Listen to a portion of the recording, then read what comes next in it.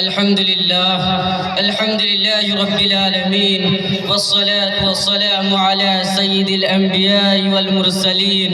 أما بعد، أعوذ بالله من الشيطان الرجيم. بسم الله الرحمن الرحيم. قل إنما أنا بشر مثلكم يوحى إلي أنما إلهكم إله واحد، فما كان يرجو لقاء ربه فليعمل عملا صالحا ولا يشرك بعبادة ربه أحدا. رئيس الحفلة، أساتذتنا الكرام وزملائي في الدين، السلام عليكم ورحمة الله وبركاته. اليوم أريد أن ألقي أمامكم خطبة صغيرة حول الموضوع الرياء. يا أيها الحاضرون، يقوم بعض الناس بأعمال وعبادات لله تعالى، فمنهم من يكون عمله بإخلاص لله تعالى وحده لا شريك له، وبعضهم يقوم للعبادة رياء أو مع شيء من الرياء. هناك سؤال مع معنى الرياء، وكيف يكون في العبادة؟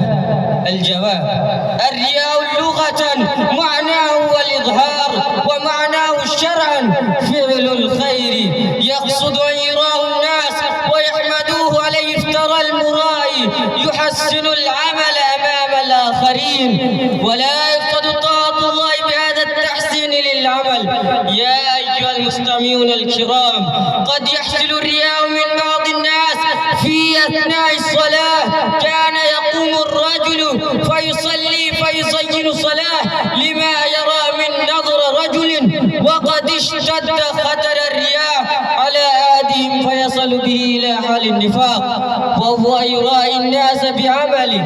زملائي، إن من أهم أسباب الرياء حب الظهور والرياسة وضعف الإيمان، وأخطر نتائج الرياء عدم قبول الأعمال عند الله تعالى وعدم الثقة بين الناس.